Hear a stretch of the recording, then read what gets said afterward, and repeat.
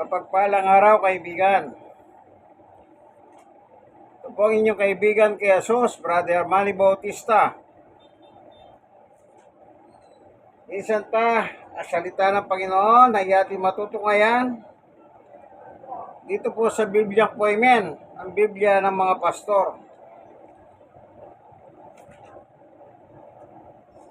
Mag-aaral po tayo ngayon ay isa nakasulat. Ano po? Dito po sa kasulatan, ayon po kay Apostol na si Pedro, ganito po ang ating mababasa. Sa Gawa 4:10.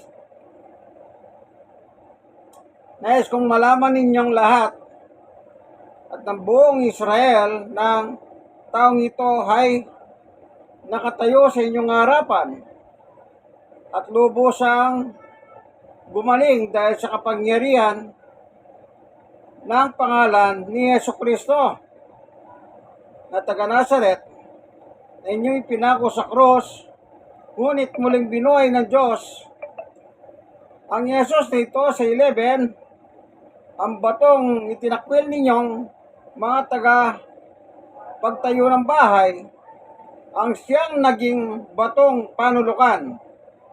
Verse 12, sa kanya lamang matatagpuan ang kaligtasan, sapagkat walang ibang pangalan sa buong daigdig na ibinigay ng Diyos sa mga tao upang tayo maligtas.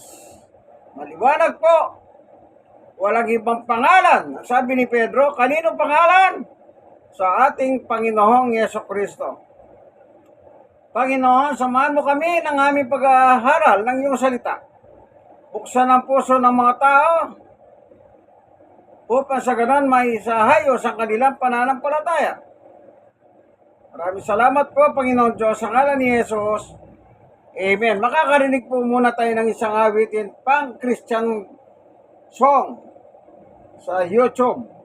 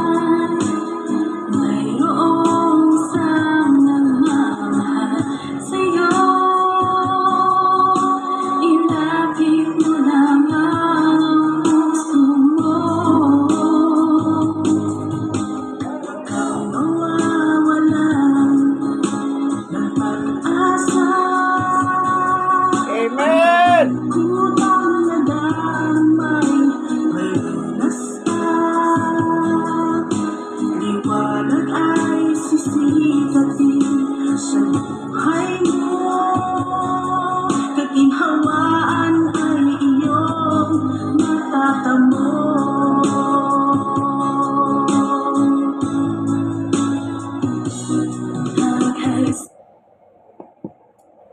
So, maliwanag ano, yung meaning ng kanta. Kay Jesus lamang ilapit ayon sa kanta. May problema ka? Ilapit mo kay Jesus. Tingnan natin ang sinabi naman ni Jesus sa Mateo 11:27. Ibinigay na sa akin ng aking Ama ang lahat ng bagay. Walang nakakakilala sa anak kundi ang Ama, at walang nakakakilala sa Ama kundi ang anak, at ang mga pinili ng anak na pagpapayagan niya. 28. Lumapit kayo sa akin, sabi ni Jesus, kayong lahat ng nabibigatan at lubang nabibigatan sa inyong mga pasanin, at kayo bibigyan ng kapahingahan. Maliwanag po. Lumapit kayo sa akin, sabi ni Jesus, kayang lahat kayo. Lahat kayo. May dala ka bang kabigatan sa buhay, kaibigan? In Christ alone. Tuloy po natin ang music. Ano po? Tanging kay Jesus lamang. Tanging kay Jesus mo. Yan. Tanging kay Jesus. Jesus mo lang ito matatagpuan. Tanging kay Jesus mo lang ito mararamdaman. Tanging kay Jesus lamang mayroong kalunasan. Amen. Lumapit ka, lumapit ka. Sa Kanya walang ilaga ang iyong kabiguan. Sa Kanya walang ilaga ang puso mong nagdaramdam.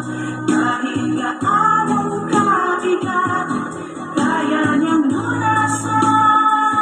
Sa Kanya walang ito matatagpuan.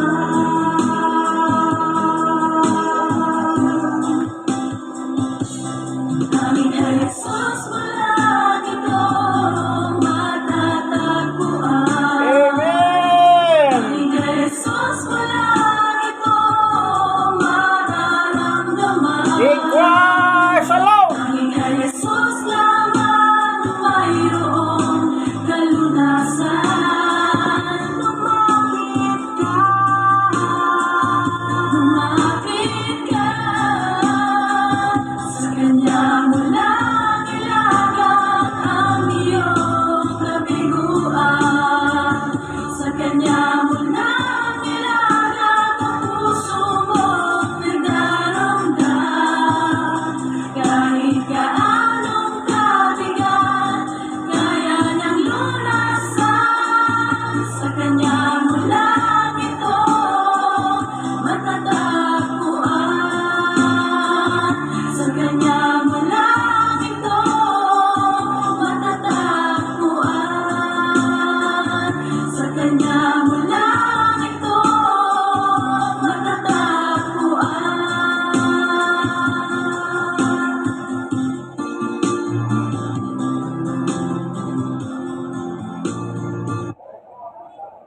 Maliwanag po, ano?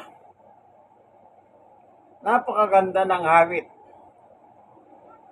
Napakaganda. Pasok na pasok talaga. In Christ alone. Ang tao po, bakit sinabi ni Jesus doon sa Mateo 27:28? Kaya tayo pinalalapit ni Jesus sa Kanya kapag tayo may problema sapagkat ang lahat ng bagay ibinigay na sa kanya ng kanyang ama. Kung ano man ang kapangyarihan ng Diyos, taglay na ni Jesus. Kapangyarihan sa langit, kapangyarihan sa lupa, sa ilalim ng lupa. Kaya sinabi niya, lumapit kayo sa akin. Gaya ng awitin, tanging kay Jesus mo lang matatagpuan. Kaibigan, may dinadala ka bang problema? May dala ka bang kabigatan ng iyong buhay? Kung tayo ang aanap na solusyon, ako na magsasabi, mabibigo tayo. At kung sakaling makasumpong ka naman ng solusyon, mahina yan. Mahina. Bakit? Ikaw ang umanap eh. Mahina tayo bilang mga tao. Mahina tayo. Pero kung kay Jesus tayo lalapit, hindi tayo mabibigo. Amen?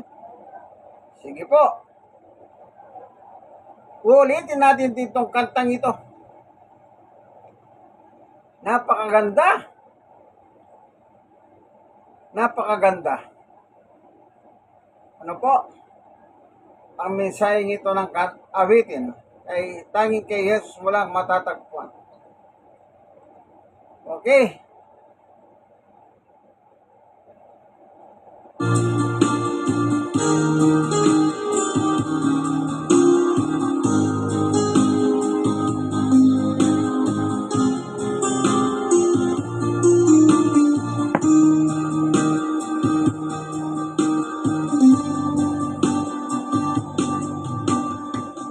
Ligo ka man aking kaibigan, tubo ng buhay mo ay may kahirapan. Mayroong isang nagmamahal sa'yo, ilapit mo lamang ang puso mo. Mawawalan ng pag-asa, ang kalungkutang nadamay may lunas pa. Liwanag ay sisikatin sa buhay mo, kaginhawaan ay iyong matatamo.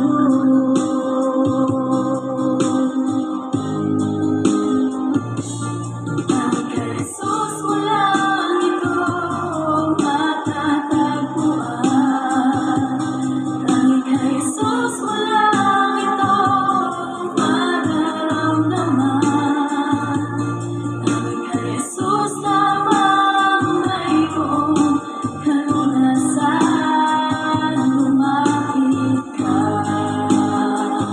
lumapit ka. Sa Kanya mo lang ilaga ang iyong Praise the Lord. Babasa tayo ng talata.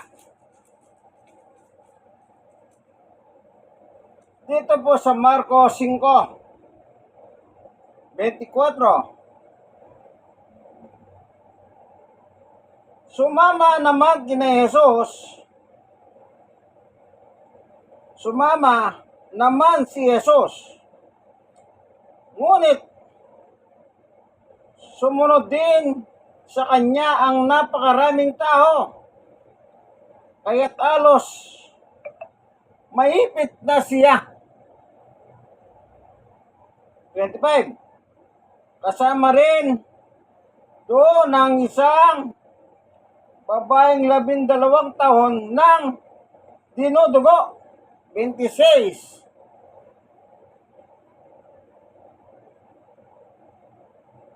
Hirap na siya sa sakit na iyon. At marami ng doktor ang sumuri sa kanya. Naubos na ang kanyang ari-arian sa pagpapagamot. Ngunit hindi pa rin siya gumagaling. Sa halip, lalo pang lumala ang kanyang karamdaman. 27, napalitan niya ang tungkol kay Jesus. Kaya, nagipagsiksikan siya hanggang sa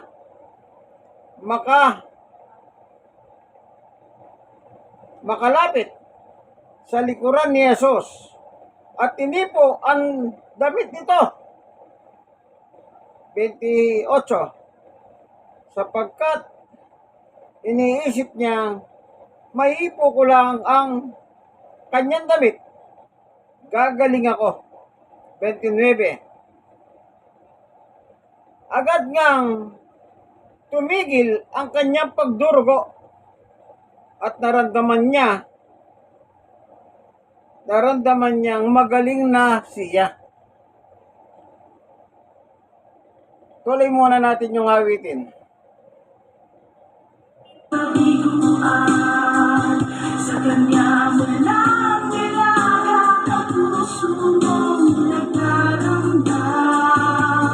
Kahit gaanong kabigat, kaya niyang lunasan. Amen! Kanya mo lang ito matatagpuan.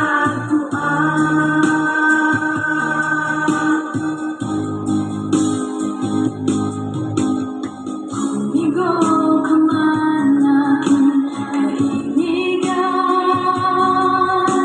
pagod ng buhay mo ay may kahirapan.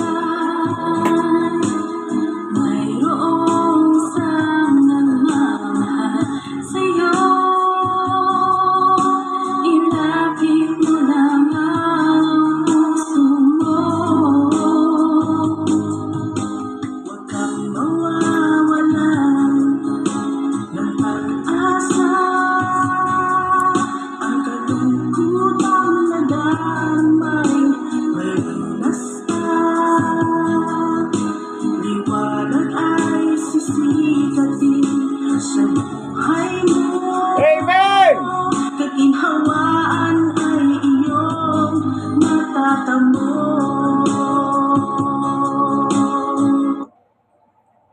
Tuloy natin ang pagbasa. Anong sabi sa uling lyrics? Matatamo ang kaginhawaan. Verse 20. Naramdaman agad ni Jesus na may kapangyarihan lumabas sa kanya. Kaya't bumaling siya sa mga tao at nagtanong, sino ang umipo sa aking damit? 31. Sumagot ang kanyang mga halagad. Nakikita po ninyong napakaraming nagsisiksikan sa paligid ninyo. Bakit pa ninyo tinatanong kung sino ang umipo sa damit ninyo? 32. Subalit, lumilinga-linga si Jesus upang tignan kung sino ang umipo sa damit niya. Palibasa sa 33, palibasa ay alam ng babae ang nangyari. Siya ay nanginginig at takot na lumapit kay Jesus at nagpatirapa at ipinagtapat ang buong katotohanan. 34. Subalit, sinabi sa kanya ni Jesus, anak, pinagaling ka ng iyong pananampalataya. Umuwi ka na at ipanatag mo ang iyong kalooban. Ikaw ay magaling na. Amen! 12 years dinodugo The moment na dinudugo siya, dumating si Jesus, nandun siya. Nakisiksikan siya. Nakisiksikan siya. Dahil ang kanyang kaisipan, maihipo lang niya ang damit ng laylayan ng ating Panginoong Yesus. Gagaling siya. At yan ang kanyang ginawa. The moment na inipo niya ang laylayan ng damit ni Yesus, ang ating Panginoon, the moment na nangyari yon, nawala yung pagdurugo ng 12 taong pagdurugo ng babae na alos maubos ng yaman niya sa kakapadoktor pero hindi siya napapagaling ng doktor. So lumapit siya kay Jesus. Siya'y gumaling. Amen? Kaya sabi ni Jesus, sino? Sino ang umipo sa akin? Takot na takot po yung babae at lumapit sa kanya sa Panginoong Yesus. Sabi niya, nagkirapa siya, ako po. Ang sabi ng babae. Sabi ni Jesus, pinagaling ka ng iyong pananampalataya. Umuwi ka na at magaling ka na. Amen! Tuloy natin yung kanta. Kay Jesus mo lang ito matatagpuan. Galing kay Jesus mo lang ito mararamdaman. Galing kay Jesus lamang mayroong kalunasan. Amen! Lumapit ka. Yes! Lumapit ka. Opo, Panginoong Yesus! Sa kanya mo nang ilaga ang iyong kabiguan. Sa kanya mo nang ilaga ang puso mong nagdaramdam. Kahit gaanong kabigat, kaya niyang lunasan. Amen! Lang ito matatagpuan.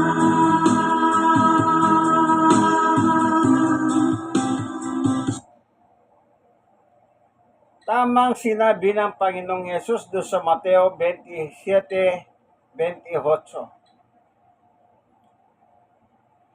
Huwag kang magalinlangan na lumapit sa kanya, kaibigan. Kasi, siya na nga may sabi, lumapit kayo sa akin. Si Jesus, anak ng Diyos, na buhay.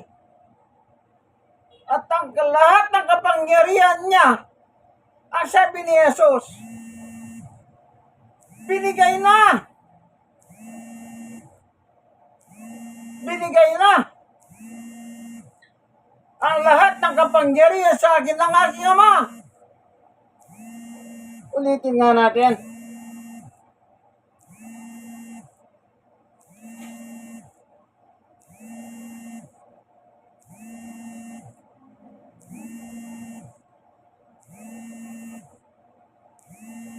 Ibinigay na sa akin ng aking Ama ang lahat ng bagay. Mateo 11:27. Ibinigay na sa akin ang lahat ng ibinigay na sa akin ang lahat ng aking Ama. Ito, ibinigay na sa akin ng aking Ama ang lahat ng bagay. Magalinlangan ka pa ba kay Jesus? Pinagkatiwala na ng Diyos sa Kanya ang lahat ng bagay. May sakit ka, may problema ka, lumapit ka. Ang kailangan mo lamang, gayahin mo yung babaeng dinudugo ng 12 years. Ang sabi ni Jesus, ang sabi ng babae, mahipo ko lang yung laylayan ng kanyang damit, gagaling ako. Yan ang kanyang paniwala eh. At nang maipo niya yung damit ni Jesus, anong nangyari? At siya'y gumaling, uminto ang pagdurugo niya. Ibig sabihin, nung nagkikipagsiksikan siya sa maraming tao, lumalabas ang dugo niya. Lumalabas. Kaya nung maipo niya yung damit, biglang tuminto ang tagas ng dugo. Maliwanag ang sabi ni Jesus, pinagaling ka ng iyong pananampalataya.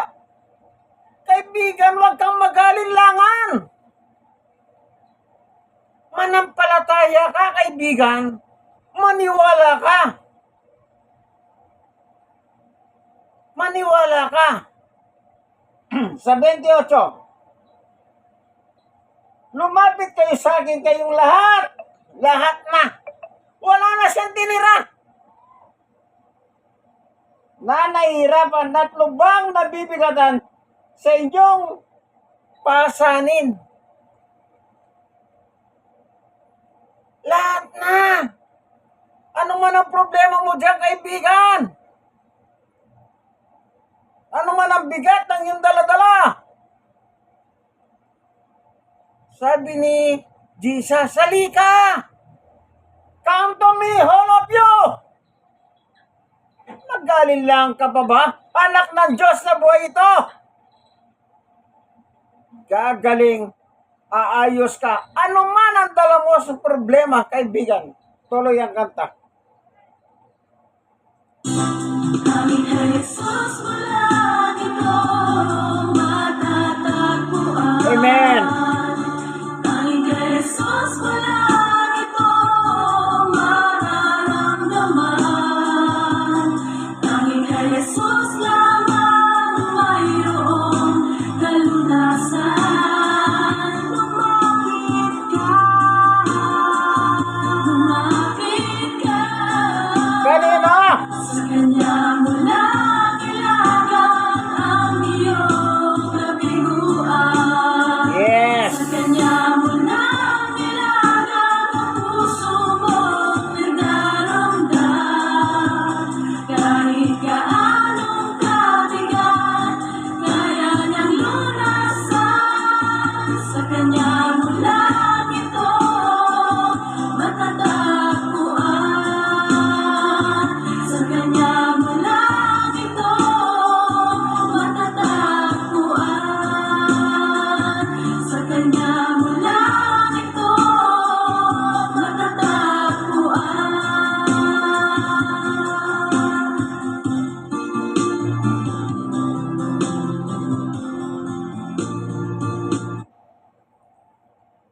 Totoo yan. Siya na nga nagsabi, alika!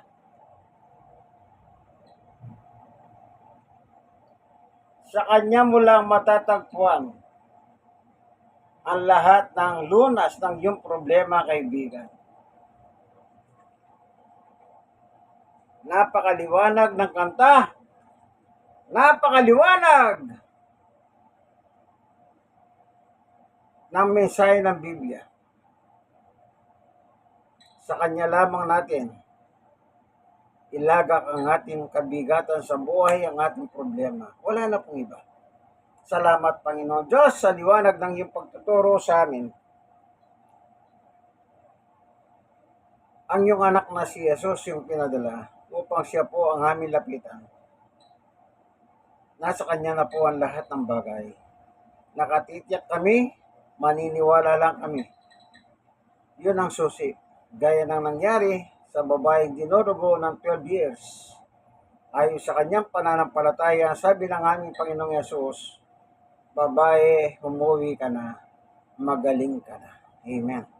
Salamat po, Panginoon Diyos. I-bless mo po ngayon ang bawat nakikinig ng munting video ito. Kung may problema man, suliranin, paghahanin mo po, pagalingin mo po sila, O Diyos. Salamat po sa ngalan ni Jesus. Amen. Minsan pa ito pong inyong kaibigan kay Jesus, Brother Manny Bautista. Nasa programa tayo,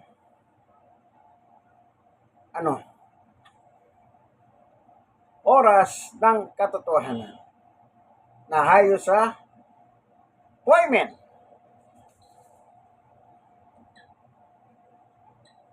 Bible. Maraming salamat po sa inyo kaibigan. Yan. Like. Share na share. Kayong mga nasharean, mag-share naman kayo sa iba. Para hindi masayang ang masarap na salita ng Diyos. Ang ating pagkain pangkaluluwa. Salamat po. Ang inyong kaibigan, kay Jesus, Brother Manny Bautista. God bless us all. Bye-bye.